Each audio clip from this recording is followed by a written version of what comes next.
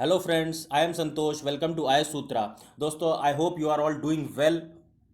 आज का जो मोटिवेशनल कोट है, इसमें बहुत ही शानदार बात बोली गई है। इसमें बोला गया है, निंदा से घबरा कर अपने लक्ष्य को ना छोड़ें, क्योंकि लक्ष्य मिलते ही निंदा करने वालों की राय बदल जाती है। मतलब जो भी लोग आपका क्रिटिसिज्म कर रहे हैं, आपकी निंदा कर रहे हैं, आपको आपको भला बुरा कह रहे हैं, तो उनसे आप घबराइए मत, उनसे आप परेशान मत होइए। उसको आप एज अ पॉजिटिव साइड लीजिए। क्योंकि आने वाले टाइम में जब आप सक्सेसफुल हो जाएंगे, आप जब अपने गोल को अचीव कर लेंगे, तो वही लोग सबसे पहले अपनी राय बदलने वालों में होंगे। क्योंकि हाँ, यही बोलेंगे कि भैया हम तो इसको जानते थे, ये पढ़ने में बहुत अच्छा था, इसे मुझे पता था यही आईएएस बनेगा, ये इसे गवर्नमेंट जॉब मिल जाएगी, या ये जिस भी फील्ड में है उसमें सक्सेसफुल हो जाएगा। और तुरंत वो बिल्कुल थाली के बैंगन की तरह अपनी राय बदल देते हैं, और फिर आप आपके साथ मिल के आपके सक्सेस को एंजॉय करने लगते हैं। तो दोस्तों, यही बात इसमें बोली गई है इस मोटिवेशनल कोट में। चलता हूँ पहली न्यूज़ की तरफ। यहाँ पे बात की जा रही है कोरोना वायरस की। कोरोना वायरस के इस समय वर्ल्ड के अंदर टोटल 1,35,59,468 केस निकल के आ चुके हैं, जिसमें से लगभग 79,13,000 लोग पूरी तरीके रिकवर होकर घर जा चुके हैं। और इसमें से लगभग 5,83,521 लोगों की जान कोरोना वायरस की वजह से चली गई है। अगर देखें टोटल वर्ल्ड के नंबर्स में, तो सबसे ऊपर यूएसए बना हुआ है टॉप पे, लगभग 35,69,000 केसेस के साथ में।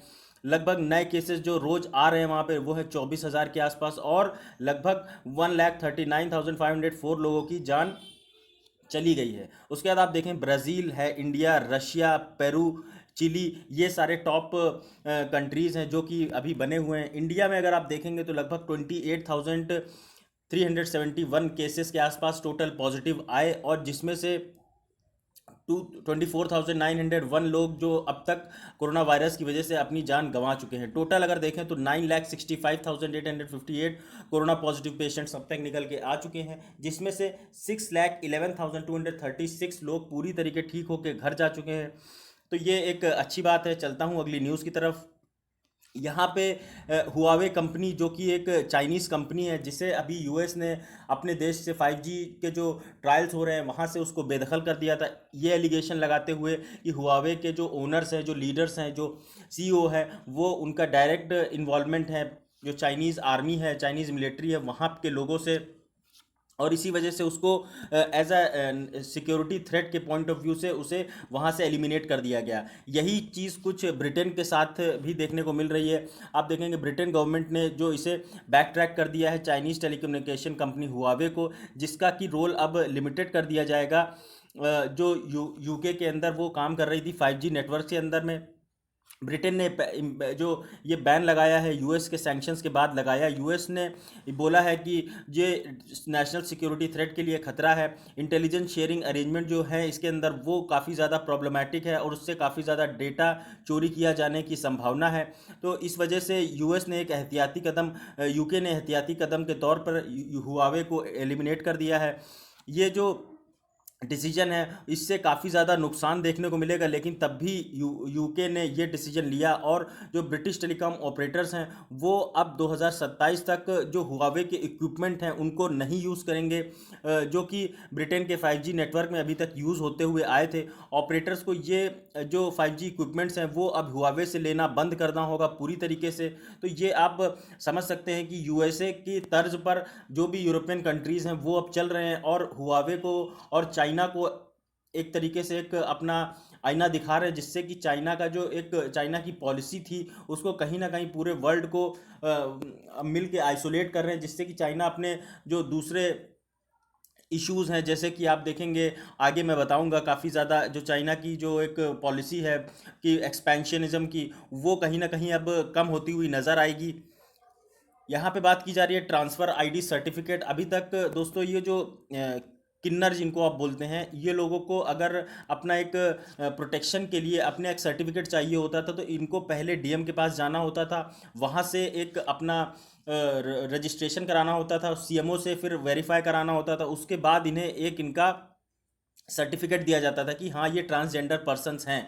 और ये अब जो नई गवर्नमेंट की तरफ से गाइडलाइंस इशू करी गई हैं, इसके तहत ये एक अपना सेल्फ डिक्लेरेशन फॉर्म साइन करके देंगे, जिसमें ये बताएंगे कि इनकी जो आइडेंटिटी सर्टिफिकेट है उसमें ये अपनी तरफ से ये अश्योर करेंगे कि हाँ दे आर ट्रांसजेंडर्स, और इस बिहाफ पे ही उन्हें ट्रांसजेंडर डिक्लेयर किया जा सकेगा। तो यही बात इसमें सारी बोली जा रही है। ट्रांसजेंडर को अपने हिसाब से उनको जो डेटा देंगे उस हिसाब से, अगर कोई इसमें मिसफॉल्ट कोई इशू पाया जाता है तो इसमें जो मेडिकल सुप्रिटेंडेंट या सीएमओ है वो इसमें दोबारा एक जांच करेंगे, और उसके बाद इसका देखेंगे कि अगर कोई इशू है तो उसको रिजॉल्व करके फिर से उसको ये सर्टिफिकेट इशू किया जाएगा। तो बेसिकली इनकी राइट्स के लिए बेसिकली ये काम किया जा रहा है, जिससे कि ये इनको दर दर की ठोकरें ना खानी पड़े अपने जो बर्थ सर्टिफिकेट और ये आइडेंटिटी है उसके लिए। और जो दूसरे बहुत सारे एग्ज़ाम्स होते हैं वहाँ पे भी एज ये अब ये रिप्रेजेंट करते हैं अपने आप को, तो वहाँ पे इन सब सर्टिफिकेट्स की ज़रूरत पड़ती है। अभी आपको ध्यान होगा दूती चंद करके एक खिलाड़ी है हमारे देश में, जिसने बहुत ही शी इज़ अ स्प्रिंटर, और उन्होंने बहुत अच्छा परफॉर्म किया। तो ऐसे ऐसे जब टैलेंट निकल के आ रहे हैं इस कम्युनिटी से भी, तो इनको पूरी तरीके गवर्नमेंट का सपोर्ट मिलता हुआ दिखाई दे रहा है, ऐसा आप बोल सकते हैं। यहाँ पे आप अगर देखेंगे, चाइना ने जो लॉ बनाया है हांगकांग के लिए, उसको यूएस की तरफ से, यूएस प्रेसिडेंट की तरफ से पूरी तरीके इलीगल करार दिया गया है। आप देखेंगे हांगकांग के अंदर जो एक्स्ट्राडिक्शन बिल चाइना लेके आया था, एक्स्ट्राडिक्शन बिल क्या है? एक्स्ट्राडिक्शन बिल बेसिकली मतलब ये होता है, हांगकांग में जो भी केसेस कोर्ट में सुने जाएंगे, कोर्ट के की जिसमें हेयरिंग होगी, वो सारे जो कोर्ट केसेस होंगे वो चाइना के अंदर जाके उनकी सुनवाई होगी, और चाइना के जो जजेस हैं वो इस पर अपना जजमेंट देंगे, और उस हिसाब से उनका बेसिकली वहाँ पे ये इसकी वजह से जो हांगकांग की सोवरेनिटी है उसको डायरेक्ट हर्ट हो रहा था, नेशनल इंटीग्रिटी को हर्ट हो रहा था। इस वजह से हांगकांग में बहुत ह्यूज प्रोटेस्ट देखने को मिला है, और इसी चीज़ का सपोर्ट यूएस प्रेसिडेंट ने भी किया है कि जो आने वाले टाइम में जो एडमिनिस्ट्रेशन होगा और जो दूसरी चीज़ें होंगी हांगकांग के अंदर, उसके उसके अकॉर्डिंग चलेंगी, उसकी जो वहाँ पे पर्टिकुलर जो डेमोक्रेटिक जो बिहेवियर है उस हिसाब से चलेंगी। सारा जो वोट्स हो रहे हैं, वोटिंग हो रही है उस हिसाब से, वहाँ उनको एक स्वायत्ता देने की बात की जा रही है, वो अपने हिसाब से सारे डिसीजन लें, ऐसा यूएस की तरफ से बोला जा रहा है। यूएस ने साइन किया गया and preferential treatment for Hong Kong, और इससे जो है चाइना का जो ये एक सब पार्ट माना जाता था, ये अब यूएस ने मानने से इनकार कर दिया है, और बोल रहा है कि हांगकांग को एज कम्प्लीटली डेमोक्रेटिक माना जाएगा। यूएस ने ब्लेम किया चाइना को कि चाइना ने ही सबसे ज़्यादा कोरोना वायरस को फैलाया है पूरे वर्ल्ड के अंदर से, और जो हांगकांग में क्रैकडाउन देखने को मिला उसको ह्यूजली क्रिटिसाइज़ किया गया है।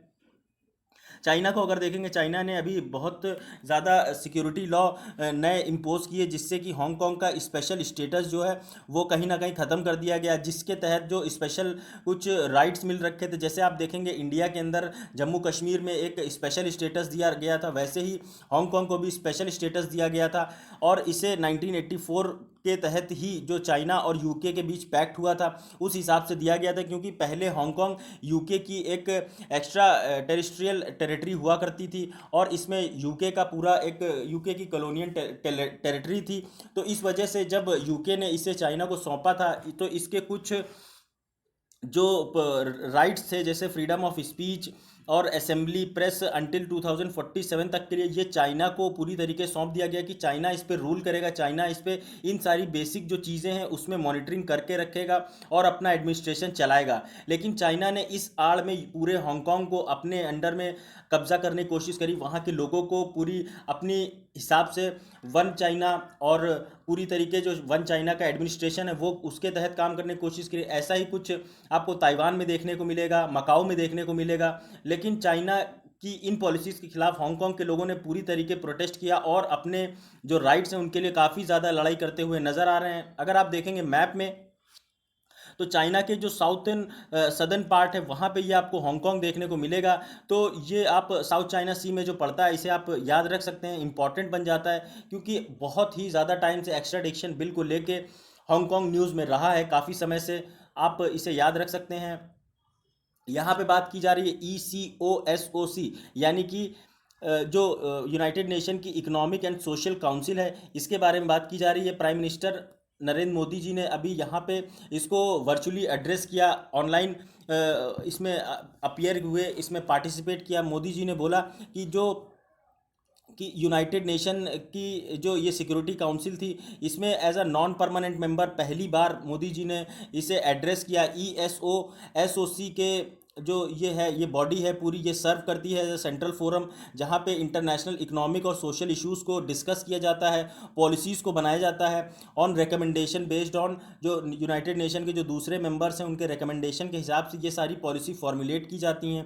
UN चार्टर जो है वो इस्टेब्लिश करता है ECOSOC 1945 के अंदर इसे देखने को मिला। और ये यूनाइटेड नेशन के 6 जो इम्पोर्टेंट ऑर्गन्स है उसमें से एक है। ECOSOC का जो बेसिक काम है कि ये 3 डायमेंशंस में काम करता है, जिसमें जो सस्टेनेबल डेवलपमेंट, इकोनॉमिक और सोशल एनवायरमेंटल डेवलपमेंट में काम करता है। आप देखेंगे जो इम्पोर्टेंट इसका जो प्लेटफॉर्म है उसमें जो डिबेट और इनोवेटिव थिंकिंग को बूस्ट किया जाता है, और जिससे कि जो एक आने वाले टाइम में कॉन्सेंसस है, जिससे कि एक कोऑर्डिनेशन देखने को मिले in achieving internationally agreed goals, जो कि जैसे आप देखेंगे जो सस्टेनेबल डेवलपमेंट गोल्स हैं जो कि फुलफिल किए जाने हैं, उन सारी दिशाओं में प्रॉपर कदम उठाया जाए। पॉवर्टी को कम करने के लिए, हंगर को कम करने के लिए, हेल्थ सबको इंश्योर करने के लिए, एजुकेशन सबको इंश्योर करने, तो ये सारे बेसिक सोशल इश्यूज़ होते हैं। इन सारे चीज़ों को एड्रेस करने के लिए बेसिकली ये ECOSOC काम करता है, आप याद रख सकते हैं। यहाँ पे बात की जा रही है दोस्तों लैंड बैंक फॉर इंडस्ट्री, मतलब गवर्नमेंट अभी प्लान कर रही है कि जो भी कंपनीज़ हैं जिनके पास मान लीजिए कोई उन्हें लैंड की ज़रूरत है, तो उनको कैसे लैंड प्रोवाइड कराई जाए बिना किसी ज़्यादा कोलेट्रल के। तो इसी के लिए एक सिंगल विंडो क्रिएट करी जा रही है, जिससे कि जो लैंड बैंक को अवेलेबल कराया जाएगा इंडस्ट्रीज़ को, इंडस्ट्रियल डेवलपमेंट के लिए। गवर्नमेंट काफ़ी ज़्यादा तरीके खोज रही है जिससे कि प्रमोट कर सके जो मैन्युफैक्चरिंग की, इलेक्ट्रॉनिक प्रोडक्ट्स की मैन्युफैक्चरिंग है। जैसे कि आप देखेंगे LED टीवी हो गए, CCTVs, इन सारे की जो डिपेंडेंसी थी अभी तक हमारे यहाँ चाइना से ज़्यादातर ये सारी चीज़ें आती थी। लेकिन अब जब हम आत्मनिर्भर भारत की ओर बढ़ रहे हैं तो वहाँ पे हमें ज़रूरत पड़ेगी कि हम ये सारी चीज़ें अपनी खुद से डेवलप करें, अपना एक मैन्युफैक्चरिंग सेटअप हो। आप देखेंगे मैन्युफैक्चरिंग जो इंडस्ट्री है हमारी, वो काफ़ी आप बोल सकते हैं कि लो स्केल पे थी अभी तक, क्योंकि मैन्युफैक्चरिंग सेक्टर में जो स्किल्ड लेबर की ज़रूरत है उसकी काफ़ी ज़्यादा कमी हमारे देश में देखी जाती है, जिसकी वजह से काफ़ी ज़्यादा स्कीम्स भी चलाई जाती हैं स्किल डेवलपमेंट से रिलेटेड। और गवर्नमेंट ये इसमें सबसे ज़्यादा कीन है, सबसे ज़्यादा एम्फसाइज कर रही है सेमीकंडक्टर फैब्रिकेशन प्लांट, जो कि अक्सर आप देखेंगे मोबाइल्स के अंदर या फिर टीवी या फिर दूसरे जो इलेक्ट्रॉनिक प्रोडक्ट्स होते हैं वहाँ पे ये डिवाइसेस यूज़ होती हैं। और ये सबसे ज़्यादा इसका इंपोर्ट आपको देखने को मिलेगा चाइना से, ह्यूज क्वांटिटी में सेमीकंडक्टर्स का इंपोर्ट किया जाता है। तो गवर्नमेंट जो सोच रही है कि वो एक फ्रेमवर्क क्रिएट करे जिससे कि वो जो IT सर्विसेज का एक्सपोर्ट किया जाता है उसको कहीं ना कहीं रोक सके, और इंडिया में ही इसको कहीं ना कहीं एक्सप्लोर करे, जिससे कि हम इंडिया के अंदर ही एक हब बना सकें, मैन्युफैक्चरिंग का हब एंड स्पोक मॉडल पे काम कर सकें। तो ये सारी चीज़ें हैं, आप याद रख सकते हैं। गवर्नमेंट काम कर रही है कि वो एनकरेज करे जो इंडस्ट्री है, जिससे कि क्लस्टर्स बनाए जा सके, एक होल इकोसिस्टम क्रिएट किया जा सके, जिसमें कि टेस्टिंग लैब्स होंगी, कॉमन सर्विसेज होंगी, जो प्लग एंड प्ले इंफ्रास्ट्रक्चर होगा यूनिट्स का, और सारे इसमें ऑनलाइन क्लियरेंसेस दिए जाएंगे। तो कुल मिला के बात यह है कि एक जो हमारा मैन्युफैक्चरिंग सेक्टर है जो कि GDP में उस लेवल पे कंट्रीब्यूट नहीं कर रहा था, लगभग 29% के आसपास जो कंट्रीब्यूशन है आपको देखने को मिलेगा मैन्युफैक्चरिंग सेक्टर का GDP में, उस कंट्रीब्यूशन को बढ़ाने की बात की जा रही है। ज़्यादा से ज़्यादा इंडस्ट्रीज़ लगा के, ज़्यादा से ज़्यादा इलेक्ट्रॉनिक प्रोडक्ट्स को अपने आत्मनिर्भर बना के, चाइना की डिपेंडेंसी कम करके। तो ये सारी बेसिक चीज़ें हैं जो गवर्नमेंट जिस पे काम कर रही है, आप ये याद रख सकते हैं। आइडिया रखेंगे कि तो आपको इम्पोर्टेंट, आपको जो भी इकोनॉमी से रिलेटेड कोई क्वेश्चन लिखेंगे तो वहाँ पे आप ये सारी चीज़ें कोट कर सकते हैं। दोस्तों मैं जो लेक्चर बनाता हूँ ये ज़रूरी नहीं कि सिर्फ UPSC कैंडिडेट्स के लिए ही है, इसमें जो बैंकिंग है, जो बच्चे SSC की प्रिपरेशन कर रहे हैं, और जो दूसरे क्लरिकल 1 डे एग्ज़ाम की प्रिपरेशन कर रहे हैं, वो सभी के लिए ये इंपॉर्टेंट बन जाता है, क्योंकि जो इसमें प्रीलिम्स फोकस और कॉम्प्रिहेंसिवली मैं एडिटोरियल सेक्शंस जो कवर करता हूँ उसमें आपको देखने को मिलेगा कि ये सभी के लिए रेलेवेंट बन जाता है। और इससे अगर आप इसके एक नोट्स बना के चलेंगे अभी से, तो आपको बहुत ज़्यादा हेल्प मिलेगी जब आप किसी भी 1 डे एग्ज़ाम में या UPSC में भी आप बैठेंगे, तो उसमें तो मैं स्पेशल फोकस दे के चलता ही हूँ। तो ध्यान से आप इसे पढ़ा करिए और ध्यान से आप नोट्स बनाते चलिए, जिससे कि आपको फ्यूचर में प्रॉब्लम ना हो। यहाँ पे इंडिया यूएस ट्रेड के बारे में बात की जा रही है। यूएस जो है इंडिया का दूसरे कंजिक्यूटिव ईयर सबसे बड़ा ट्रेडिंग पार्टनर बन के सामने आया है। लगभग 88.75 बिलियन डॉलर्स का ट्रेड देखने को मिला इंडिया और यूएस के बीच में। पिछले साल के कंपैरिजन में ये देखेंगे तो पिछले साल 87.96 बिलियन डॉलर्स का ट्रेड देखने को मिला था। और इसमें जो आप देखेंगे यूएस जो है इंडिया का एक ऐसा ट्रेडिंग पार्टनर है जिसमें इंडिया का जो ट्रेड सरप्लस देखने को मिलता है, मतलब हम एक्सपोर्ट ज़्यादा करते हैं यूएस को और इंपोर्ट कम करते हैं। यही बेसिक डिफरेंस जो होता है एक्सपोर्ट और इंपोर्ट का, इसे ही बोला जाता है ट्रेड सरप्लस। जब हमारा एक्सपोर्ट ज़्यादा होता है इंपोर्ट कम होता है तब ट्रेड सरप्लस बोलते हैं। जब हमारा इंपोर्ट ज़्यादा होता है और एक्सपोर्ट कम होता है, जैसा कि हम चाइना के साथ करते हैं, चाइना से हम इंपोर्ट ज़्यादा करते हैं एक्सपोर्ट कम करते हैं, तो उनके साथ हमारा बेसिकली ट्रेड डेफिसिट देखने को मिलता है। और ये ट्रेड डेफिसिट ह्यूज है इंडिया का चाइना के साथ में, क्योंकि हमारी अभी तक ह्यूज डिपेंडेंसी रही है चाइना के साथ में। तो आप ये इसका आइडिया रख सकते हैं। उसके बाद अगर हम देखें तो लगभग पिछले साल की कंपैरिजन में लगभग आप देखेंगे 17.42 बिलियन डॉलर्स का इंक्रीज़ देखने को मिला ट्रेड में। अमेरिका के साथ अगर आप देखेंगे तो ये ट्रेड सरप्लस बढ़ा है इन कंपैरिजन टू 18-19। ये 16.86 बिलियन डॉलर्स हुआ करता था। आप देखेंगे चाइना इंडिया का टॉप ट्रेडिंग पार्टनर रहा है पहले कुछ सालों में, जब यूएस नहीं हुआ करता था, यूएस के साथ इतना ट्रेड नहीं था हमारा। बाइलेटरल ट्रेड जो है इंडिया चाइना का वो अब काफ़ी ज़्यादा कम हुआ है और ये लगभग 81.87 बिलियन डॉलर्स पहुंच गया है 2019-20 में। और ये 2018-19 में 87.08 बिलियन डॉलर्स हुआ करता था। तो लगभग आप 6% का डिप देखने को मिलेगा यहाँ पे। उसके बाद आप देखेंगे जो ये ट्रेड है, ये अब जो ट्रेड इसमें आपको डिक्लाइन देखने को मिलेगा लगभग 48.66 बिलियन डॉलर्स का प्रीवियस फिस्कल से। जो डेटा है ये शो करता है कि चाइना अब इंडिया का टॉप ट्रेडिंग पार्टनर नहीं रहा है और 2013-14 से 2017-18 के बीच में ही ये इंडिया का टॉप ट्रेडिंग पार्टनर हुआ करता। तो इसका मतलब चाइना के ऊपर जो डिपेंडेंसी है वो कहीं ना कहीं काफ़ी हद तक आपको कम होती हुई नज़र आ रही है। चाइना से पहले अगर आप देखें तो यूएई इंडिया का टॉप ट्रेडिंग पार्टनर हुआ करता था। तो ये आप एक आइडिया रख सकते हैं। यहाँ पे बात की जा रही है साउथ चाइना सी की। यूएस ने अमेरिका ने चाइना की जो पॉलिसी है जिसमें चाइना अपना एक आधिपत्य दिखाता है साउथ चाइना सी, ये जो आप देख सकते हैं ये साउथ चाइना सी, इसमें चाइना अपना पूरा क्लेम करता है। इसमें आप देखेंगे इसका जो ये साउथ चाइना सी वाला एरिया है इसका क्लैश देखने को मिलेगा आपको वियतनाम के साथ, मलेशिया के साथ, ब्रुनोई के साथ, फिलीपींस के साथ। और ये सारे जो क्लैश हैं इस वजह से काफ़ी ज़्यादा ये डिस्प्यूटेड रीजन बन जाता है। चाइना का जो क्लेम है इस पूरे साउथ चाइना सी में, ये इसमें कहीं ना कहीं बहुत सारे चाइना की जो बॉर्डरिंग कंट्रीज़ हैं, जो नेबर कंट्रीज़ हैं, उनके साथ उसको काफ़ी ज़्यादा क्रिटिसिज्म भी फेस करना पड़ता है, जैसा कि यूएस के साथ अभी करना पड़ रहा है, क्योंकि यूएस ने सारे क्लेम्स जो चाइना के साउथ चाइना सी पे वो रिजेक्ट कर दिए। साउथ चाइना सी का इंपॉर्टेंस जो सबसे ज़्यादा है वो इसलिए क्योंकि साउथ चाइना सी के अंदर ऑयल एंड गैस डिपॉजिट जो है वो बहुत ही ह्यूज क्वांटिटी में पाए जाते हैं और ये एक बहुत ही इंपॉर्टेंट और वाइटल वाटर वे है, जिससे कि वर्ल्ड के अंदर जो एक्सपोर्ट इंपोर्ट की जो शिप्स होते हैं उनको वहाँ उनके द्वारा जो एक्सपोर्ट इंपोर्ट किया जाता है वो उसका एक इम्पॉर्टेंट ये ट्रेड रूट है, इसलिए इसका एक इम्पॉर्टेंस अलग से नज़र आता है।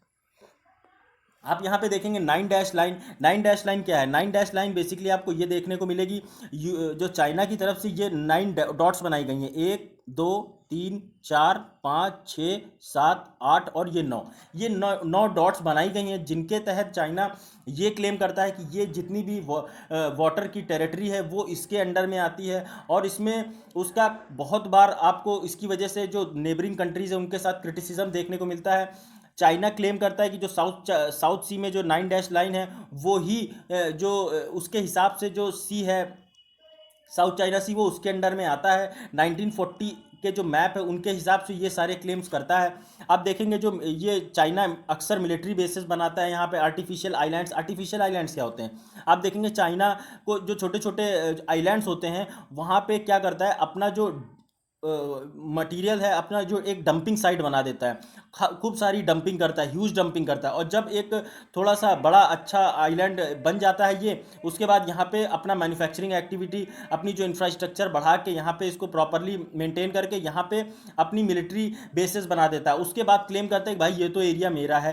तो ये आप चाइना की एक टैक्टिकल पॉलिसी है जो आप समझ सकते हैं, जो काफ़ी सालों से चाइना करता आ रहा है। बहुत सा आप देखेंगे जो ट्रिब्यूनल्स हैं, जैसे जो कि अंडर यूएन कन्वेंशन, उन्होंने बोला है कि जो साउथ चाइना सी है, इसके जो इसमें जो चाइना क्लेम करता है 9 लाइन, ये पूरी तरीके इलीगल है। इसमें कोई भी यूएन की तरफ से जो ट्रिब्यूनल सपोर्ट नहीं करता है। चाइना जो China is a party to convention and is bound by it. China इस कन्वेंशन का पार्ट है, और जो इन कन्वेंशन की बात मानना चाइना के लिए ज़रूरी है। हालांकि यूएस उन कुछ देशों में जो इन कन्वेंशन का पार्ट नहीं है, लेकिन फिर भी चाइना को इस कन्वेंशन के तहत ये सारी चीज़ें जो बोली जाती हैं वो माननी पड़ेगी और अपना क्लेम छोड़ना पड़ेगा। Based on court decision China जो है अपना क्लेम नहीं कर सकता है। स्कारबोर्ग रीफ जो कि आप देखने को मिलेगा साउथ चाइना सी के अंदर में, स्पार्टी आइलैंड्स, और जो यहाँ पे एक बहुत बड़ा इनहैबिटेड, मतलब कोई भी वहाँ पे ह्यूमन इंटरफेरेंस इस आर्चिपेलागो में देखने को नहीं मिलेगा। यहाँ पे चाइना अपना जो क्लेम करता है उसको उसके इस क्लेम को कोर्ट ने कई बार नज़रअंदाज किया है, कई बार मना किया है कि ये काम जो चाइना कर रहा है सही नहीं है।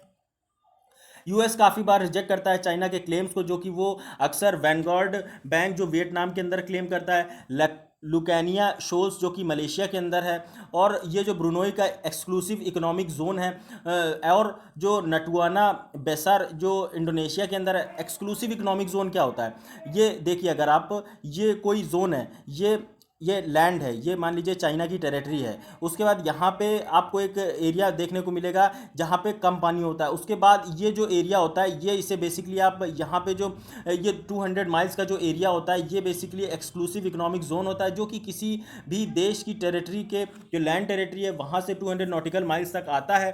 तो वो एक इम्पॉर्टेंट चीज़ होती है, वो उसके अंदर उसकी पूरी एक सोवरेनिटी होती है। लेकिन चाइना इन सब चीज़ों को नहीं मानता है और उसके पार जाके अपने एरिया को क्लेम करता है, जिस वजह से सारे देश जो उसके नेबरिंग कंट्रीज़ हैं, नेबरिंग अलाइज हैं, वो काफ़ी ज़्यादा एक अब कई बार वो अपना एक अपोजिशन दिखाते हैं, अपना वो क्लेम करते हैं कि ये चाइना कर रहा है वो गलत है। यूएस हालांकि रिजेक्ट करता है चाइना की जो सदर मोस्ट प्लेन है मलेशिया के अंदर, जिसमें जेम्स शोल जो कि 1800 किलोमीटर के आसपास का एरिया है, 1800 किलोमीटर वो चाइनीज़ मेनलैंड से, वो वहाँ पे जो चाइना का क्लेम है उसको भी चाइना अमेरिका ठुकराता है। तो यूएस और चाइना का जो ये बेसिक आप देखेंगे ट्रेड वॉर और ये सारी जो रिलेशंस हैं साउथ चाइना सी में, चाइना को हर जगह यूएस काउंटर करता हुआ दिखाई देता है। फिर चाहे वो चाइना का साउथ चाइना सी में एक अपना आधिपत्य हो, या फिर उसकी जो बेल्ट एंड रोड इनिशिएटिव के तहत पूरे वर्ल्ड को कनेक्ट करने की बात की जा रही है, लैंड टेरिटरी और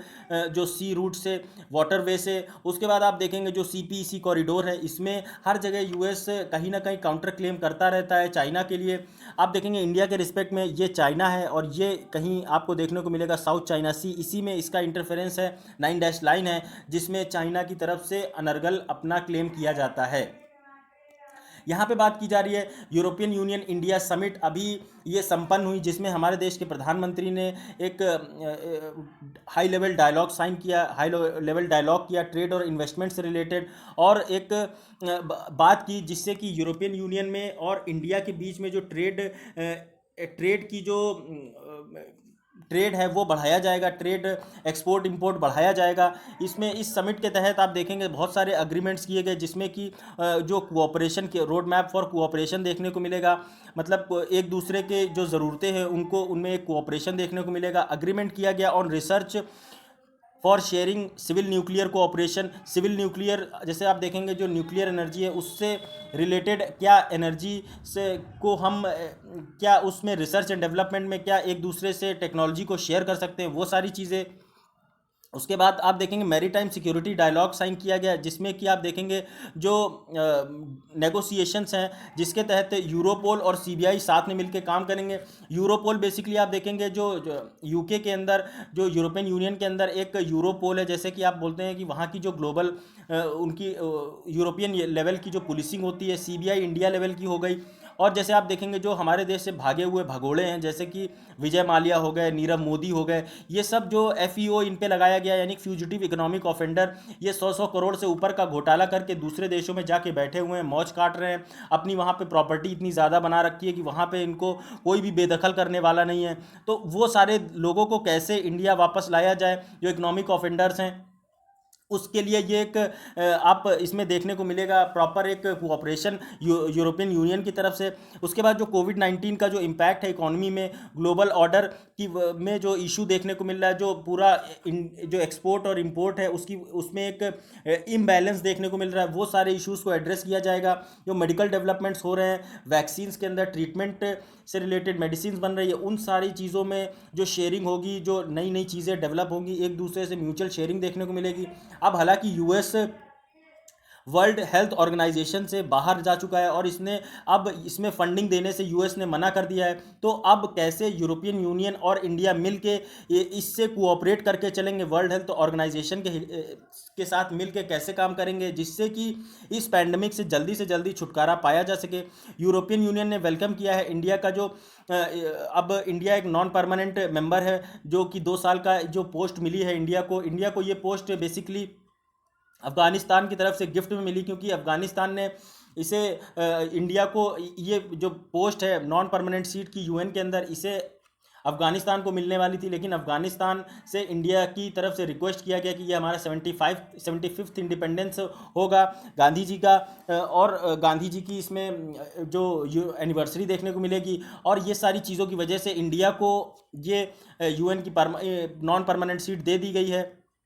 यहाँ पे आप देखिए यूरोपियन यूनियन का ये सारा एरिया आपको देखने को मिलेगा, जिसमें बड़े बड़े देश जैसे कि आपको देखने को मिलेगा फ्रांस, स्पेन, पोर्टुगल, जर्मनी, उसके बाद Italy, Greece, Romania, Hungary, Austria, UK. तो ये सारे जो इम्पोर्टेंट कंट्रीज़ हैं ये आपको देखने को मिलेंगे यूरोपियन यूनियन में। उसके बाद आप देखेंगे अगर इंडिया के रिस्पेक्ट में, तो ये जो एरिया है आप ये सारा ये यूरोपियन यूनियन का पार्ट है। इसको देखेंगे आप, यूरोपियन यूनियन को मास्ट्रिच ट्रीटी के तहत बनाया गया था बेसिकली, जिससे कि काउंटर कर सके ये जो यूरोपियन कंट्रीज़ हैं, वो यूएस का जो एक बहुत ही ह्यूज एक इम्पैक्ट देखने को मिल रहा था, जिसको कहीं ना कहीं काउंटर करने के लिए ये एक पूरा एक यूनियन बनाया गया था, जिससे कि यूएस को काउंटर किया जा सके। उस ट्रीटी को आप याद रखिएगा, मास्ट्रिच ट्रीटी बोलते हैं इसे, इंपॉर्टेंट है, वर्ल्ड वॉर 2 के टाइम पे ये बनाई गई थी। चलता हूँ, यहाँ पे बात की जा रही है BTIA यानी कि bilateral trade and investment agreement. ये सारा अग्रीमेंट किया जा रहा है जिससे कि जो हमारे इन्वेस्टमेंट डायलॉग है उसको कहीं ना कहीं बूस्ट किया जा सके। इंडिया और यूरोप जो है वो काफ़ी समय से इस पे काम कर रहे हैं। आप देखेंगे 2007 के आसपास से ये BITA पे काम किया जा रहा है। दोनों इंडिया और जो यूरोपियन यूनियन है वो बायलैटरल ट्रेड को कैसे बढ़ाना है, और जो ट्रेड एंड गुड्स पे जो प्रोटेक्शनिज्म की पॉलिसी लगाई जाती है, जो बैरियर्स लगाए जाते हैं, वो सारे बैरियर्स को कैसे कम करना है, और जो एक स्मूथ गुड्स एंड सर्विसेज का प्रॉपर एक दूसरे से एक्सपोर्ट इंपोर्ट हो, ये सारी चीज़ें इंश्योर करी जाएं all across sectors of economy. Comprehensive और एम्बिशियस एग्रीमेंट किया गया है, जिससे कि आप देखेंगे जो वर्ल्ड ट्रेड ऑर्गेनाइजेशन के जो रूल्स और प्रिंसिपल्स हैं उसमें ये एक्सपेक्ट किया जा रहा है कि ये इसमें एक कोऑपरेशन देखने को मिलेगा, और इससे इंडियन और यूरोपियन बिजनेस एक नए लेवल पे जाएगा और इसमें नई अपॉर्चुनिटीज़ क्रिएट होंगी। कुछ आगे जो चैलेंजेस देखने को मिलेंगे कि इंडिया का अगर आप देखेंगे जो ट्रेड है यूरोपियन यूनियन के साथ, उसमें सिर्फ 3% ही कंट्रीब्यूशन देखने को मिलेगा इंडिया के द्वारा। लेकिन वहीं आप देखेंगे यूरोपियन यूनियन है वो इंडिया का लार्जेस्ट ट्रेडिंग पार्टनर है। आप देखेंगे यूरोप के बहुत सारे बड़े बड़े देश, जैसे कि आप देखेंगे जर्मनी की एक बहुत ही बेहतरीन ऑटोमोबाइल कंपनी है जिसको आप बोलते हैं BMW, उसके बाद ऑडी, उसके बाद जो जिसकी आप वोक्सवैगन, ये सारी जो कंपनीज़ हैं इनकी बहुत ही बड़ी फ़ैन बेस है इंडिया के अंदर। यहाँ पे बहुत सारी कार बेचते हैं, आप देखेंगे जर्मनी की ये कंपनी। उसके बाद आप डसॉ एविएशन से, जैसे जो कि फ्रांस की है, वहाँ से आप देखेंगे इंडिया भी रफ़ाइल जेट्स खरीद रहा है। वो इंडिया को बड़ी मार्केट के तौर पर देखता है। उसके बाद और जो दूसरे यूरोपियन कंट्रीज़ है वहाँ से काफ़ी फिनिश्ड प्रोडक्ट्स आते हैं। तो इसलिए यूरोपियन यूनियन के लिए इंडिया एक बहुत ही बड़ी मार्केट है, और यहाँ पे ह्यूजली आपको देखने को मिलेगा इन्वेस्टमेंट वो करती है, और वहाँ पे अपना एक जो ग्लोबल ट्रेड है उसका जो 11% के आसपास देखने को मिलता है। यूरोपियन यूनियन जो है वो अपने जो European union has reservations about model bilateral investment treaty, और जो कि उसने प्रपोज किया था, जिससे कि आप देखने को मिलेगा कि इंडिया का जो specially output mechanism in Indian courts, जो काफ़ी ज़्यादा इश्यूज आपको देखने को मिलते हैं, जो कि डिस्प्यूट मैकेनिज्म्स होते हैं, वहाँ पे आपको देखने को मिलेगा कि यूरोपियन यूनियन काफ़ी ज़्यादा इस पे एम्फेसाइज करता है कि ये सारे डिस्प्यूट्स कहीं ना कहीं कम किए जा सकें। फिर यहाँ पे बात की जा रही है टेस्टिंग डेटा, जो कि जीएस मेंस 3 का टेक्नोलॉजी से इम्पॉर्टेंट का एक टॉपिक है, जो कि आप ध्यान रख सकते हैं। गवर्नमेंट ने अभी बोला है कि जो पैंडमिक की वजह से जो ट्रैवल एडवाइजरीज, ट्रैवल पे रोक लगी हुई है, आप देखेंगे सारा जो एयर ट्रैवल है उस पर रोक लगी हुई है। आप देखेंगे जो स्क्रीनिंग जो की जाती है एयरपोर्ट्स पे, उसके बाद जो लॉकडाउन्स लगाए गए, उसके बाद जो आप देखेंगे जो एक टेस्टिंग जो स्ट्रैटेजी है उस पर इंडियन काउंसिल मेडिकल रिसर्च ने एक अभी बोला है कि वो इसमें सारी चीज़ें के एक नई गाइडलाइन लेके आएगी। अभी देखेंगे आप रैपिड एंटीजन, जो कि आप बोलते हैं पॉइंट ऑफ केयर, जो इसमें आपको देखेंगे रिसेंट डेवलपमेंट जो देखने को मिलेगा, टेस्टिंग स्ट्रैटेजी इसमें डिवाइस करी गई आईसीएमआर के द्वारा, जो कि अडॉप्ट करेगी रैपिड एंटीजन, जो इसमें इसके तहत टेस्ट किया जाएगा, और इसमें टेस्ट का जो रिजल्ट है वो सिर्फ 30 मिनट में आ जाएगा। आप देखेंगे अगर किसी भी इंडिया में अगर एपिडेमिक को कंट्रोल करना है तो टेस्ट डेटा मैनेजमेंट के हिसाब से चलना पड़ेगा। इसमें आपको प्लान करना होगा, मैनेज करना होगा, एग्जीक्यूट करना होगा और बिल्ड करना होगा। उस हिसाब से ही आप इस एपिडेमिक को, इस पैंडमिक को कंट्रोल करके चल पाएंगे। ह्यूज लेवल पे टेस्टिंग करने की ज़रूरत है, ह्यूज लेवल पे उसको आपको हॉस्पिटल्स प्रोवाइड करने की ज़रूरत है, ह्यूज लेवल पे आपको मेडिसिन लोगों को दवा देने की ज़रूरत है, जिससे कि प्रॉपरली उनको मेडिसिन दी जा सके। वेंटिलेटर अगर ज़रूरत पड़े तो वेंटिलेटर दिया जा सके। बहुत ही ह्यूज पैमाने पे आईसीयूज़ की ज़रूरत है, जिससे कि जो क्रिटिकल पेशेंट्स हैं उनका ट्रीटमेंट किया जा सके। उसके बाद आप देखेंगे दिल्ली ने कहीं ना कहीं अपने इस आप देखेंगे दिल्ली में बहुत तेज़ी से जो केस अभी तक बढ़ रहे थे, मुंबई के बाद दूसरे नंबर पे दिल्ली हुआ कर रहा था, लेकिन अब दिल्ली खिसक के तीसरे नंबर पे आ गया है। तो वो इसीलिए कामयाब हुआ है क्योंकि उसने रैपिड टेस्टिंग कराई है, और इस वजह से जब उसने रैपिड टेस्टिंग कराई तो ज़्यादा से ज़्यादा टेस्टिंग हुई, ज़्यादा से ज़्यादा लोग डिटेक्ट हुए, ज़्यादा से ज़्यादा लोग अब ठीक होकर अपने घर जा रहे हैं। इसी वजह से वहाँ के जो डेली नंबर ऑफ केसेज हैं, कन्फर्म केसेज, उसमें कमी आई है। उसके बाद आप देखेंगे जो रैपिड किट्स हैं अक्रॉस इंडिया, वहाँ पे आपको देखने को मिलेंगे कंटेनमेंट जोन के अंदर जो हॉस्पिटल्स हैं, लैब्स हैं, एनएबीएल, ये सारे यहाँ पे यूज़ करी जा रही हैं। जो टेस्ट प्रोसीजर है उसमें आप देखेंगे नैसो फ्रेंगियल, मतलब नाक के अंदर आपने देखा होगा जब भी कोरोना वायरस का टेस्ट किया तो नाक के अंदर एक स्ट्रिप डाली जाती है, वहाँ पर उसको फिर घुमाया जाता है। अगर कोरोना वायरस का इन्फेक्शन है, जिसे आप SARS-CoV-2 बोलते हैं, वो वहाँ पे है तो उसके अंदर वो उसमें चिपक जाता है, उसके बाद मुंह में भी डाला जाता है, उसके बाद थ्रोट में डाल के उसको निकाल लिया जाता है, उसके टेस्टिंग के लिए भेज देता है। और जितनी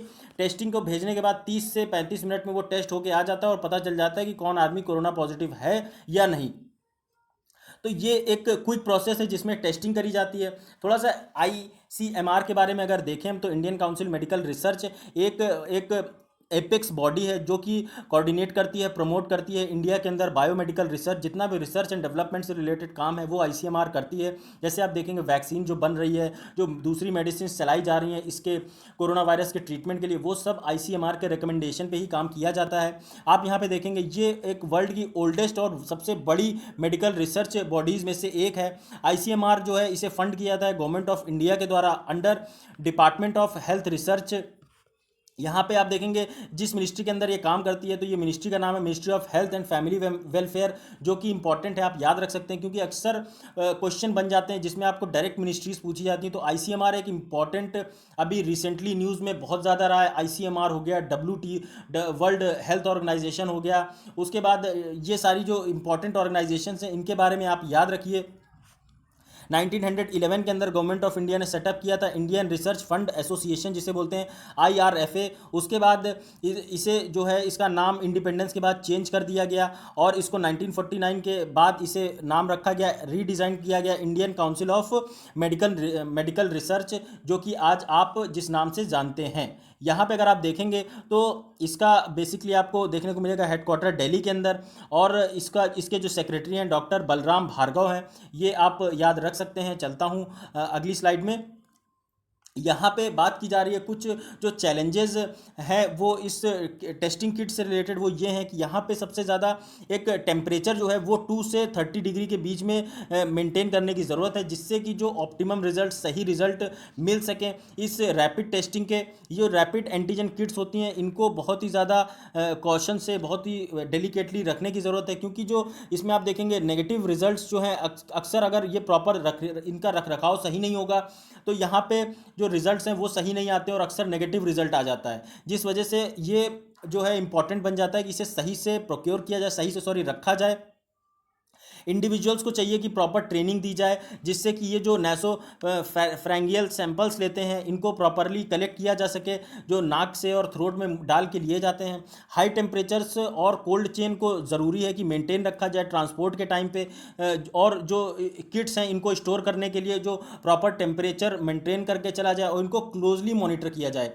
तो ये सारे चैलेंजेस हैं। उसके बाद आप देखेंगे लो सेंसिटिविटी को कुड, अगर आप इन सारी चीज़ों पे ध्यान नहीं देंगे तो जो आपको गलत टेस्ट रिपोर्ट देखने को मिलेंगी, फॉल्स नेगेटिव्स देखने को मिलेंगे।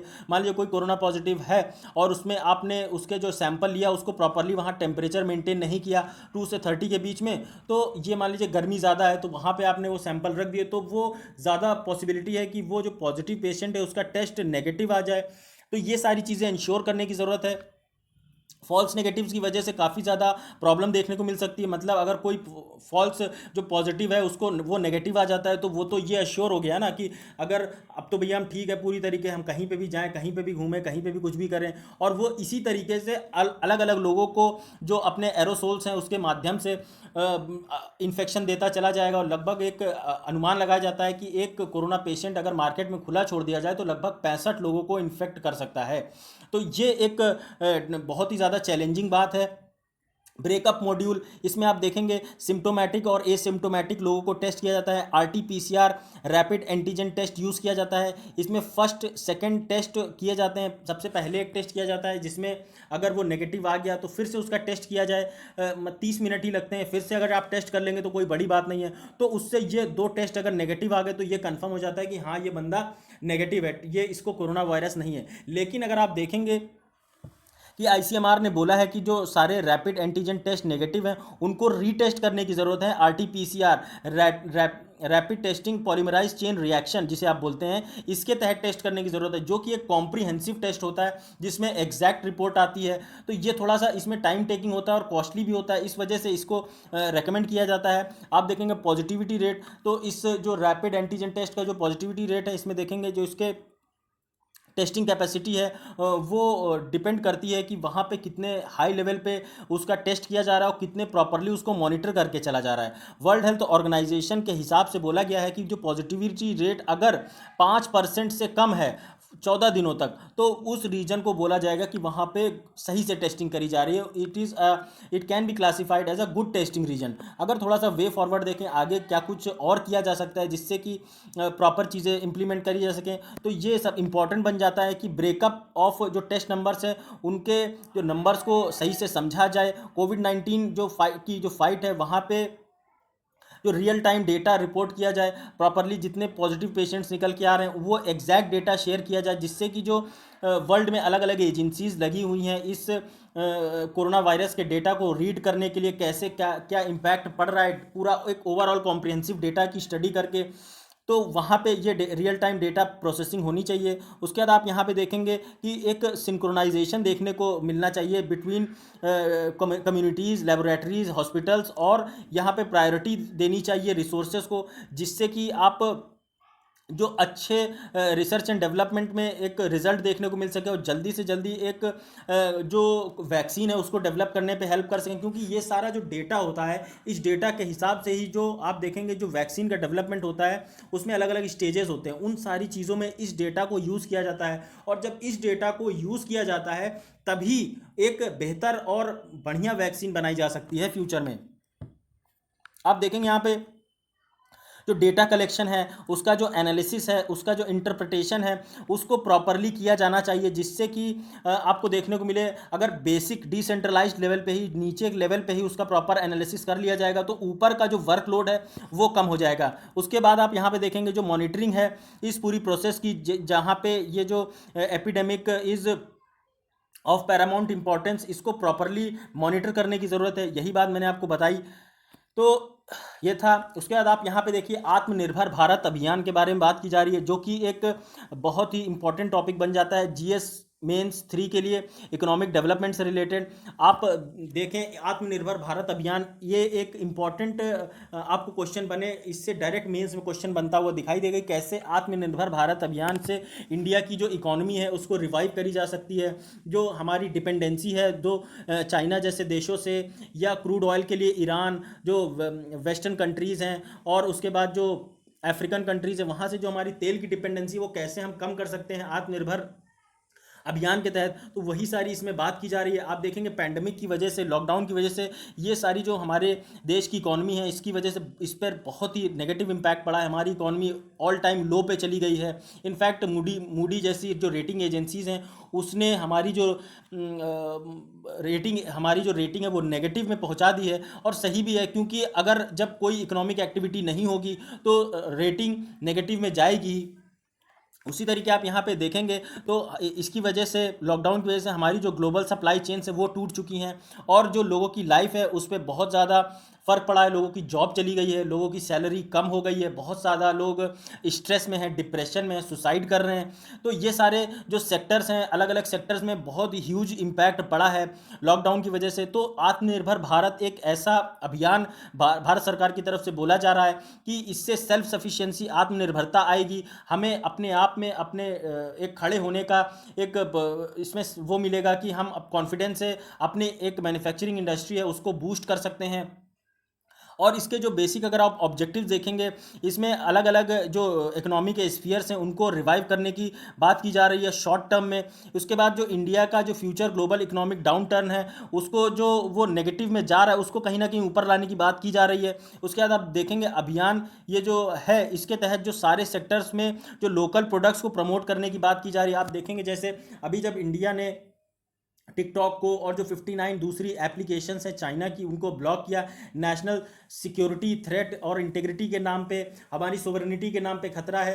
तो इसके जो पीछे जो बेसिक मंशा यही है कि जो हम अपनी इंडिजिनस, हमारी अपनी एप्लीकेशंस हमारे जो कि टिकटॉक को रिप्लेस कर सके। जैसे कि आप देखेंगे जो रोफोसो हो गया, उसके बाद आप देखेंगे चिंगारी ऐप हो गई, और अभी इंस्टाग्राम के द्वारा जो रील्स है, हालांकि ये एक अमेरिकन कंपनी है, लेकिन चाइना को कहीं ना कहीं हम इसमें अकेला करके आइसोलेट करने में कामयाब हुए। लेकिन इसके पीछे जो बेसिक एजेंडा है कि हमें एप्लीकेशन यूज़र्स से एप्लीकेशन मेकर्स की तरफ जाना है, कि हम अपनी एप्लीकेशंस ऐसी बनाएं ग्लोबल लेवल पे कि उन्हें पूरा वर्ल्ड में वो एप्लीकेशंस जानी जाएं। तो ये सारा काम आत्मनिर्भर भारत अभियान के तहत किया जाएगा। आप यहाँ पे देखेंगे आत्मनिर्भर भारत जो है ये प्रोटेक्शनिज्म को प्रमोट नहीं करता। प्रोटेक्शनिज्म मतलब क्या होता है, जैसे कि अगर हम देखें कि कोई, मान लीजिए पाकिस्तान से हमारे देश में प्याज आ रहा है इंडिया के अंदर, तो हम अगर वो जो प्याज है 10 रुपये किलो अगर आ रहा है, तो उसमें हम प्रोटेक्शनिज्म मतलब एक ट्रेड सैंक्शन लगा दें, और वही प्याज जो है उसको 100 रुपये कर दें, कि पाकिस्तान से जो प्याज आएगा वो 100 रुपये किलो बिकेगा और इंडिया वाला 90 रुपये किलो, सॉरी 10 रुपये किलो बिकेगा। तो उससे क्या होगा, जो पाकिस्तान से इंडिया के अंदर प्याज आएगा वो प्याज कोई खरीदेगा ही नहीं, क्योंकि वहाँ पे कोई इक्वालिटी है ही नहीं। तो इससे क्या होगा, जो पाकिस्तान की तरफ से जो प्याज बेचा जाता था वो धीरे धीरे वो ख़त्म हो जाएगा, और वो बेचेंगे ही नहीं इंडिया में। तो ये सारी जो प्रोटेक्शनिज्म की पॉलिसी है इसको कहीं ना कहीं आप देखेंगे आत्मनिर्भर भारत के तहत प्रमोट नहीं किया जाएगा। ये सारी चीज़ें इंश्योर करके रखी जाएंगी कि अलग जो प्रॉपर इक्वल रिप्रेजेंटेशन, इक्वल जो ट्रेड करने की अपॉर्चुनिटी प्रोवाइड की जाए अलग अलग देशों को। जैसे आप देखेंगे अभी मैंने यूरोपियन यूनियन के बारे में डिस्कस किया, वहाँ से अलग अलग कंट्री हैं यूरोपियन यूनियन की, जैसे फ्रांस, जर्मनी, यूके, उसके वहाँ की जो लोकल कंपनीज जैसे कि BMW और दूसरे डसॉ एविएशन वगैरह, ये सारे प्रॉपरली अपना इनमें कोई भी प्रोटेक्शनिज्म की पॉलिसी यूज़ नहीं करी जाएगी, कोई भी ट्रेड सैंक्शंस नहीं लगाए जाएंगे, और उनको किसी तरीके के आइसोलेशन पे नहीं भेजा जाएगा, और जिससे कि उनको अपने जो हमारे देश में व्यापार करने में, ट्रेड करने में प्रॉब्लम आए। आप देखेंगे कि इंडियन इकोनॉमी जो है वो वहाँ पे एक उसको लॉन्ग टाइम के लिए और एक कॉम्प्रिहेंसिव लॉन्ग रन के लिए प्रिपेयर किया जा रहा है आत्मनिर्भर भारत अभियान की तरफ के तहत। यहाँ पे आप देखेंगे हमारे मैन्युफैक्चरिंग को बूस्ट करने की बात की जा रही है, इंफ्रास्ट्रक्चर को बूस्ट करने की बात की जा रही है, जो इन्वेस्टमेंट हैं उनको ज़्यादा से ज़्यादा इंडिया के अंदर लाया जाए, ये इंश्योर किया जाएगा आत्मनिर्भर भारत अभियान के तहत। उसके बाद आप देखेंगे जो कंजप्शन जो लेड ग्रोथ है, जो अगर आप देखेंगे हमारे इंडिया में जैसे हम अगर वही प्रोडक्ट ज़्यादा प्रोड्यूस करें जिसकी हमारे देश में डिमांड ज़्यादा है, तो क्या होगा कि हम इससे सबसे पहले क्या कर पाएंगे, अपनी जो लोकल मार्केट है उसको उसमें एक अच्छा एक कंपटीशन प्रोवाइड कराएंगे। जो दूसरे वर्ल्ड की कंपनीज उसमें जो काम कर रही हैं, जैसे आप मान लीजिए कोलगेट मंजन ही ले लीजिए, कोलगेट टूथपेस्ट ले लीजिए, वो जो इंडिया में इंडिया की तरफ से बेचा जा रहा है वो एक दूसरी कंट्री का प्रोडक्ट है। लेकिन अगर यहीं पे हम एक क्वालिटी टूथपेस्ट अपने ही देश में मैन्युफैक्चर करें और उसे बेचें तो उसे हाथों हाथ लिया जाएगा, और उससे क्या होगा, जो विदेश से जाने वाला हमारा पैसा है रेवेन्यू के फॉर्म में वो बच जाएगा। इन्हीं सारी चीज़ों को प्रमोट किया जा रहा है कि हमें कंजप्शन लेड ग्रोथ, जो डिमांड है उस चीज़ की हम ज़्यादा प्रोडक्शन करें, ऐसा बोला जा रहा है यहाँ पे। ये देखिए, ये आत्मनिर्भर भारत अभियान जो है ये 20 लाख करोड़ का पैकेज है, मोदी जी ने अनाउंस किया था ये पैकेज, जिसके तहत आप देखेंगे देखा होगा जब ये जो माइग्रेंट लेबर्स हम बहुत बड़ी मात्रा में जो पलायन कर रहे थे वापस अपने जो स्टेट्स की तरफ आ रहे थे, दिल्ली से और मुंबई से और दूसरे बड़े बड़े जगह जहां काम करते थे, उन सभी लोगों को जो एड्रेस करने के लिए ये बेसिकली लॉन्च किया गया था आत्मनिर्भर भारत। इसमें जो है इंडिया का जो पोटेंशियल अगर आप देखेंगे तो हमारे पास लगभग पूरे वर्ल्ड के अंदर अगर हम देखेंगे जो हमारी 65% पॉपुलेशन इंडिया की है वो 35 साल से कम है।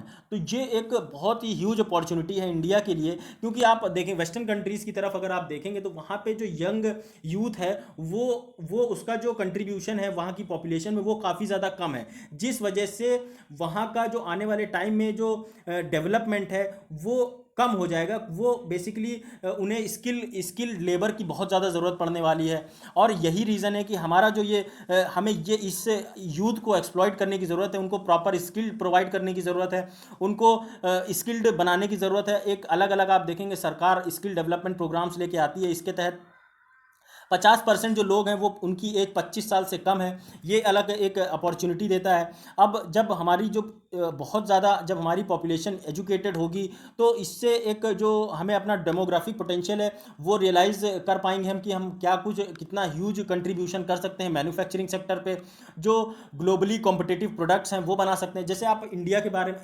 बारे में अगर आप देखें तो इंडिया को अगर कोई बंदा दूसरा अफ्रीकन कंट्री में रह रहा है या अमेरिका में रह रहा है तो इंडिया को ज़्यादातर इंडिया के सॉफ्टवेयर इंजीनियर्स के लिए जाना जाता है, डॉक्टर्स के लिए जाना जाता है, और दूसरी चीज़ें जो अच्छी सर्विसेज प्रोवाइड करते हैं उनके लिए आईटी सर्विसेज के लिए जाना जाता है। लेकिन वहीं आप अगर देखेंगे जैसे ही आप स्विट्ज़रलैंड की नाम लें तो स्विट्ज़रलैंड को जैसे ही आपने नाम लेते हैं तो वहाँ की घड़ी का नाम याद आ जाता है कि भाई वहाँ की घड़ी है वो बहुत स्विस वॉच बहुत फेमस है, बहुत अच्छी घड़ी है।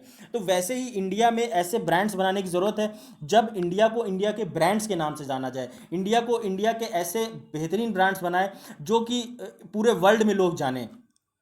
तो ऐसे ही यही बात यहाँ पे बोली जा रही है कि इंडिया की जो स्किल रिपोर्ट है वहाँ पे आप देखेंगे कि लगभग जो मिलेनियल्स हैं वो कंस्टिट्यूट करते हैं 47% ऑफ कंट्रीज़ वर्किंग पॉपुलेशन। उसके बाद आप देखेंगे कि जो सबसे ज़्यादा जो लार्जेस्ट चंक है इंडियन वर्कफोर्स में वो आने वाले 10 सालों के लिए अभी पूरा कंप्लीट है कि 10 सालों तक कोई भी कमी रहने वाली नहीं है।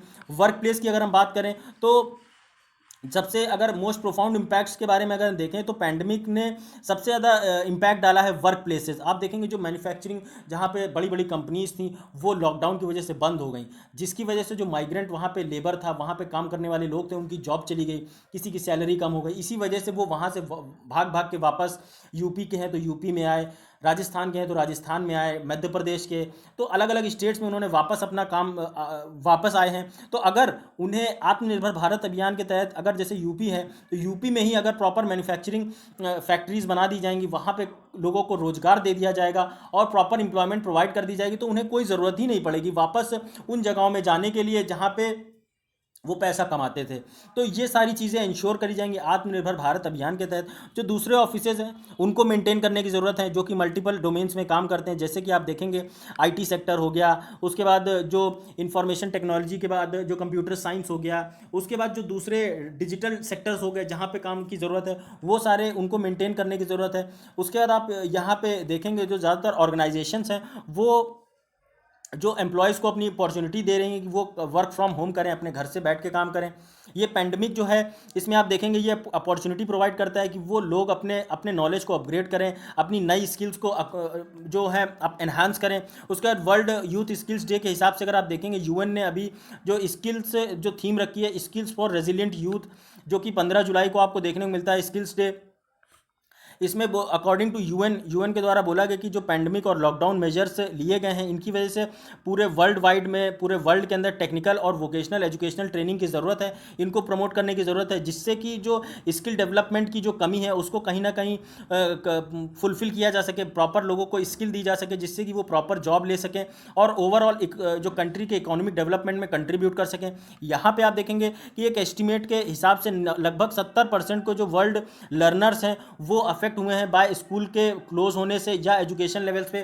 तो 70% लर्नर जो आप देखेंगे लॉकडाउन की वजह से ज़्यादातर स्कूल बंद है, ज़्यादातर कॉलेजेस बंद है, ज़्यादातर यूनिवर्सिटीज़ बंद है। इस वजह से हो क्या रहा है कि उनकी जो लर्निंग है वो एक तरीके से ना के लेवल पे पहुंच गई है, क्योंकि सिर्फ नॉलेज बेस ही उनका बढ़ रहा है। यहाँ पे कोई उनको फिजिकल नॉलेज नहीं हो रही है, कोई भी उनकी जो फिजिकल एक्टिविटी नहीं है हो रही है, कोई एक्स्ट्रा को करिकुलर एक्टिविटी में वो पार्टिसिपेट नहीं कर पा रहे हैं, जैसे डांस हो गया, खेल हो गया, ये सारी चीज़ें रुकी पड़ी हैं।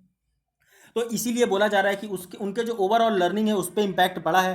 टीवीईटी जिसको अभी बोला गया है कि टेक्निकल एंड वोकेशनल ट्रेनिंग जो है एक इम्पॉर्टेंट रोल प्ले करती हैं, जिससे कि जो यूथ है उसके जो स्किल है उसके लिए काम किया जा सके, उसको एम्पावर किया जा सके, जिससे कि वो जो सेल्फ एम्प्लॉयमेंट है उसमें उनको कमी ना देखने को मिले। प्रॉपरली जैसे ही वो उनके पास कोई स्किल हो जाए तुरंत वो जॉब करने लगें और इंश्योर कर सकें अपनी एक सेल्फ अर्निंग को। यहाँ पे आप देखेंगे कि ये जो प्रोसेस है पूरी ये अपग्रेड करती है जो ई स्किलिंग लो स्किल्ड यूथ है वहाँ पे उसको ई स्किलिंग जो आपको प्रोवाइड करते हुए देखेंगे, जो आप मोबाइल पे ही या ऑनलाइन लर्निंग आप जिसको बोल सकते हैं। उसके बाद अगर कोई किसी के पास प्रॉपर कोई ऐसी लर्निंग नहीं है, कोई ऐसी टेक्निकल चीज़ नॉलेज नहीं है, तो वो इसके तहत अपने आप को री स्किल कर सकते हैं, कोई दूसरी ऐसी चीज़ सीख सकते हैं जिससे कि वो अपने आप को स्किल कर सकते हैं। फोर्थ इंडस्ट्रियल रेवोल्यूशन जो है वो ट्रिगर करती है paradigm change with digital technology driving job market.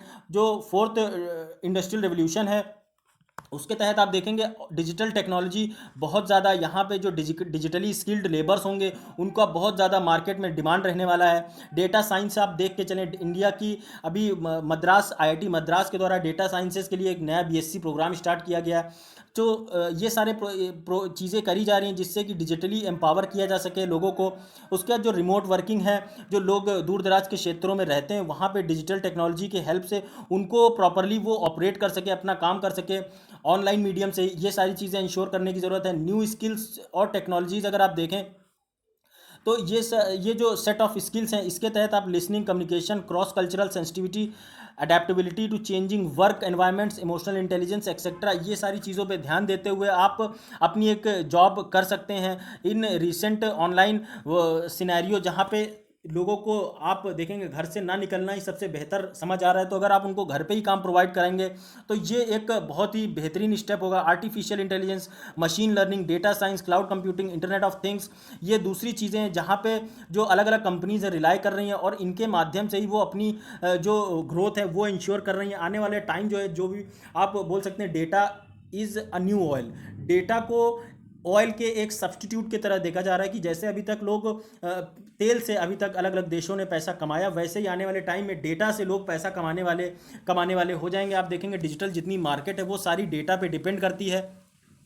फिर वो अमेज़ॉन हो, फ्लिपकार्ट हो या कोई भी दूसरी कंपनी हो, आप यहाँ पे देखेंगे जो लोग हैं वो ज़्यादातर ऑनलाइन प्रोडक्ट्स जो बाय कर रहे हैं उसमें they adopt online marketing strategies adopt करते हैं। इंपॉर्टेंट जो इशू है जिसे एड्रेस करने की ज़रूरत है वो ये कि इंश्योर करा जाए इक्विटेबल डेवलपमेंट। इक्विटेबल मतलब डेवलपमेंट अगर मैं आपको बताऊँ तो जैसे कोई ये कंपनी है और कोई ये कंपनी है, ये बेंचमार्क है जहाँ पे जिसके पार इन्हें देखना है, तो किसी को इतना ये लेंथ पे ये स्टूल प्रोवाइड कराओ कि वो यहाँ तक पहुँच जाए, किसी को इस लेंथ का स्टूल प्रोवाइड कराओ कि वो यहाँ तक पहुँच जाए। तो इसे बोलते हैं बेसिकली इक्विटी, कि आप सबको आप एक बराबरी का क्षेत्र दे रहे हैं काम करने के लिए। तो इक्वालिटी, इक्वालिटी में आपको क्या देखने को मिलेगा, मैं आपको बताऊं। इक्वालिटी, इक्वालिटी मतलब दोनों को आप यहाँ पे ही खड़ा कर रहे हैं कि वो इजीली यहाँ से इसको यहाँ से उस पार देख सकें, लेकिन इसमें आप उनको एक असिस्ट कर रहे हैं, उनको एक वो मीडियम दे रहे हैं जहाँ से वो अपने आप को इस लेवल पे बना सकेंगे कि वो चीज़ अचीव कर सकें, अडॉप्ट कर सकें, या वो चीज़ देख सकें। तो ये मैं किसी और दिन आपको इक्विटी और इक्वालिटी के बीच में डिफरेंस अच्छे से समझा दूंगा। उसके बाद आप यहाँ पे देखेंगे कि इम्पॉर्टेंट जो रिसेंट एफर्ट्स किए गए हैं जो कि आत्मनिर्भर भारत के लिए, जैसे कि आप इसमें रीअश्योर किया गया development on emphasis on local to global. मतलब लोकल टू ग्लोबल मतलब अगर लोकल लेवल पे, जैसे आप फॉर एग्जांपल कोई ऐसी आप फेसबुक के टक्कर की इंडिया में ऐप बनाते हैं और उस ऐप का पूरे वर्ल्ड वाइड एक अच्छे से प्रमोशन करते हैं, उसको ग्लोबली कॉम्पिटेंट उस ऐप को डेवलप करते हैं, जैसे कि आप देखेंगे एफबी। तो हम एफबी के एज एन ऑल्टरनेट हम यहाँ से अपना ह्यूज रेवेन्यू जनरेट करके ला सकते हैं। इंडिया में जो एफबी ह्यूज रेवेन्यू जनरेट करके अपने देश में ले जाता है उसको कहीं ना कहीं एड्रेस कर सकते हैं। तो ऐसे बहुत सारा ह्यूज अमाउंट ऑफ मनी बचाया जा सकता है जो कि इंडिया के इंफ्रास्ट्रक्चर डेवलपमेंट में यूज़ किया जा सकता है। तो ये सारी चीज़ें हैं। उसके बाद कुछ एग्जांपल्स अगर हम देखें, examples of capability of Indian scientist, IT professors और टेक्नो जो क्रेड्स हैं उनका, तो प्रोडक्शन ऑफ हमारे देश में ही आत्मनिर्भर भारत की जैसा बहुत अच्छा काम किया गया, क्योंकि इंडिया के अंदर ही जो आप देखेंगे डीआरडीओ के द्वारा, उसके बाद जो दूसरी साइंटिफिक आईसीएमआर है, ये सारे लोग के द्वारा बहुत ही ह्यूज मेडिकल साइंस की तरफ के लिए बहुत ही कंट्रीब्यूशन दिया गया। जैसा आप देखेंगे कि ऑटोमोबाइल इंडस्ट्रीज़ ने बहुत ही अच्छे अच्छे वेंटिलेटर्स प्रोड्यूस किए, जो मैन्युफैक्चरिंग ऑफ आप देखेंगे 70 मेड इन इंडिया प्रोडक्ट्स बनाए गए डीआरडीओ के द्वारा, जिससे कि आप देखेंगे आप प्राण वायु एक लो कॉस्ट वेंटिलेटर बनाया गया आईआईटी रुड़की के द्वारा। उसके बाद जो स्टार्टअप्स हैं कर्नाटका के अंदर वो स्टार्ट करी गई, जिससे कि कोविड-19 को टैकल करके चला जा सके। सस्ती पीपी किट्स बनाई गई, सस्ते मास्क बनाए गए, सस्ते टेस्ट किट्स बनाई गई। तो ये सारी चीज़ें जो हैं अगर हम इंडिया में खुद से ही बना सकते हैं अपने लिए, तो वो अगर मास प्रोडक्शन करेंगे तो उसको दूसरे देशों में भी भेज सकेंगे या फिर एक्सपोर्ट कर सकेंगे। वे फॉरवर्ड अगर थोड़ा सा देखें कि आगे कुछ और क्या किया जा सकता है, इंडिया को चाहिए कि वो आगे एम करे कि वो ग्रेजुअली अपना इंपोर्ट घटाए धीरे धीरे, और स्पेशली ये जो जो हमारा ह्यूज इंपोर्ट देखने को मिलता है क्रूड ऑयल और हैवी मशीनरी का, इसका जो इंपोर्ट है वो घटाया जा सके, और हम अपने देश में ही क्रूड ऑयल को ज़्यादा से ज़्यादा प्रोड्यूस करें, मशीनरी को ज़्यादा से ज़्यादा जो हैवी मशीनरी है उसको प्रोड्यूस करें। उसके बाद जो एक पैराडाइम शिफ्ट लाने की, मतलब एक अमूल चूल परिवर्तन, शिफ्ट चेंज लाने की ज़रूरत है, जिससे कि all India's of Indian products जो हैं उनको ग्लोबली कॉम्पिटिटिव बनाया जा सके, जो कि मैंने आपको बताया। एक मिनट, एक मिनट। हाँ, जो मैंने आपको बताया इसमें आप देखेंगे जो ग्लोबल कॉम्पिटिटिव प्रोडक्ट्स, जैसे कि जैसे आप देखेंगे मैंने आप बताया कि जो देखेंगे आप जो जर्मनी फ्रांस के जो प्रोडक्ट्स रहते हैं ये ग्लोबली कॉम्पिटिटिव प्रोडक्ट्स, इंडिया को भी ऐसे प्रोडक्ट्स बनाने की ज़रूरत है। इसके बाद हमें इनोवेशन लेड टेक्नोलॉजी इकोनॉमी में अहेड रहने की ज़रूरत है, आगे रहने की ज़रूरत है। पीएसयूज़ और प्राइवेट सेक्टर जो है इसमें एक कॉम्प्लीमेंट्री और कोलैबोरेटिव रोल प्ले कर सकते हैं, जिससे कि सेल्फ रिलायंट इंडिया बनाया जा सके। प्राइवेट सेक्टर जहाँ पे एक मैसिव सेटअप किया गया रिसर्च एंड डेवलपमेंट, वहाँ पे रिसर्च एंड डेवलपमेंट में अगर आप देखेंगे इंडिया में बहुत ही कम पैसा खर्च किया जाता है जीडीपी का। तो ये पैसा जो है रिसर्च एंड डेवलपमेंट में बढ़ाने की ज़्यादा ज़रूरत है, जिससे कि हमारे देश में ही ऐसी ऐसी चीज़ें, ऐसे ऐसे प्रोडक्ट्स बनाए जा सकें जिनके जो ग्लोबल मार्केट में बहुत ही ह्यूज डिमांड देखने को मिले।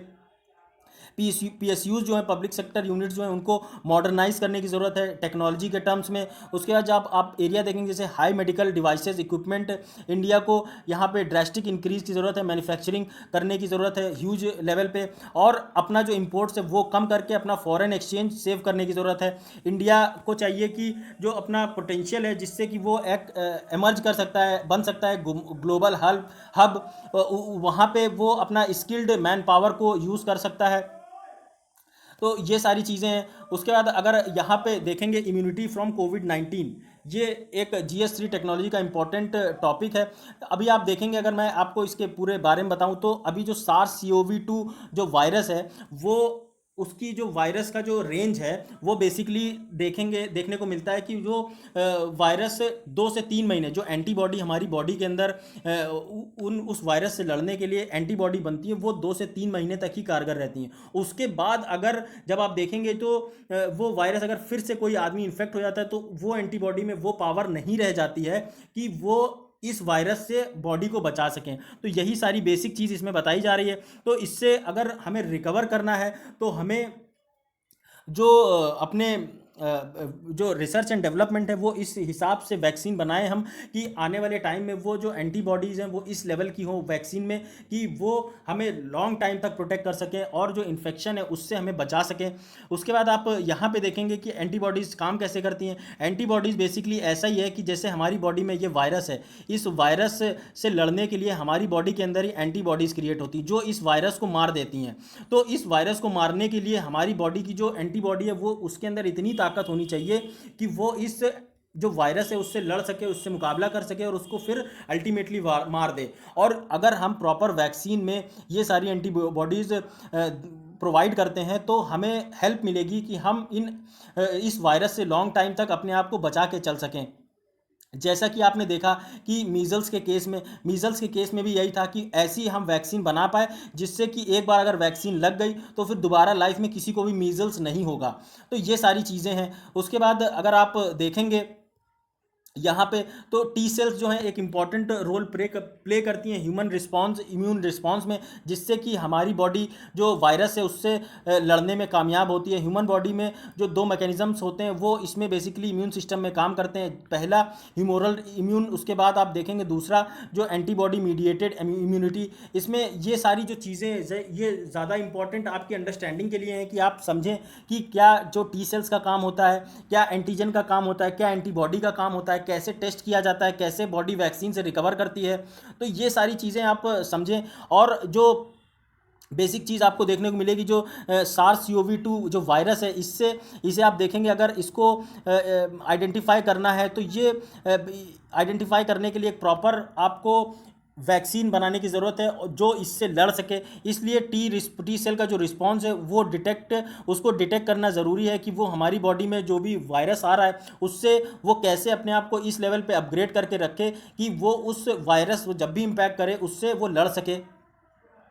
तो ये सारी जो इंपॉर्टेंट चीज़ें थी यहाँ पे देख सकते हैं आप। ये जो बंदा है इसके अंदर जो एक ताकत है वो कैसे इस वायरस से लड़ने की जो क्षमता है, इसी सारी को जो इम्यूनिटी पावर बोलते हैं, इसी के दम पे आप कोरोना वायरस से फाइट कर सकते हैं। जितनी अच्छी इम्यूनिटी होगी उतनी जल्दी आप रिकवर करेंगे। जितने ज़्यादा टी सेल्स अच्छे से आपके अंदर बनेंगे उतनी जल्दी आप इस कोरोना वायरस से बच पाएंगे और ठीक होकर अगर पॉजिटिव हो गए तो घर आ पाएंगे। कोविड-19 जो डिजीज़ है इसमें वैक्सीन का एक बहुत ज़्यादा इंपॉर्टेंस है। अगर प्रॉपर वैक्सीन बनी तो हम आगे फ्यूचर में ये इंश्योर कर पाएंगे कि आगे दोबारा कभी भी कोरोना वायरस का इम्पैक्ट हमारी बॉडी में ना देखने को मिले। तो दोस्तों ये था पूरा आज का total lecture. Thanks a lot for watching this video. अगर आपको मेरा ये लेक्चर पसंद आता है तो प्लीज़ लाइक करना और नहीं पसंद आता तो डिसलाइक करने का पूरा हक है। आप कमेंट कर सकते हैं कुछ, अगर आपको लगता है कि कुछ और मुझे अच्छे से करने की ज़रूरत है तो आप कमेंट करिए। ये फीडबैक होता है। अगर आप मुझे अच्छा फीडबैक देंगे तो मैं और अच्छा आगे मोटिवेट होता हूँ काम करने के लिए, अच्छे से आपको समझाने के लिए। ज़्यादा से ज़्यादा शेयर करिए और अगर जहाँ पे भी आप शेयर करें तो ये देखिए, ये इंश्योर करिए कि उसी को शेयर करिए जिसे ज़रूरत है इस चीज़ की, जिसे एजुकेशन की ज़रूरत है, जो कुछ नई चीज़ों से अपने आप को अपडेट रखना चाहता है, उन स्टूडेंट्स को जो वाकई में अच्छे से पढ़ना चाहते हैं। और ज़्यादा से ज़्यादा सब्सक्राइब करिए। Thanks a lot for watching once again. अगर आपको मेरी ये जो लेक्चर है उसकी स्लाइड्स फ्री में डाउनलोड करनी है तो आप मेरे टेलीग्राम चैनल IAS सूत्रा से जाकर डाउनलोड कर सकते हैं। आप मेरे साथ कनेक्ट रह सकते हैं फेसबुक पेज पर भी, जिसकी लिंक डिस्क्रिप्शन में दी है। ग्रुप में जाके आप आंसर राइटिंग कर सकते हैं, वहाँ पर अपनी चीज़ें पोस्ट कर सकते हैं, day to day prelims related question post कर सकते हैं। तो जय हिंद।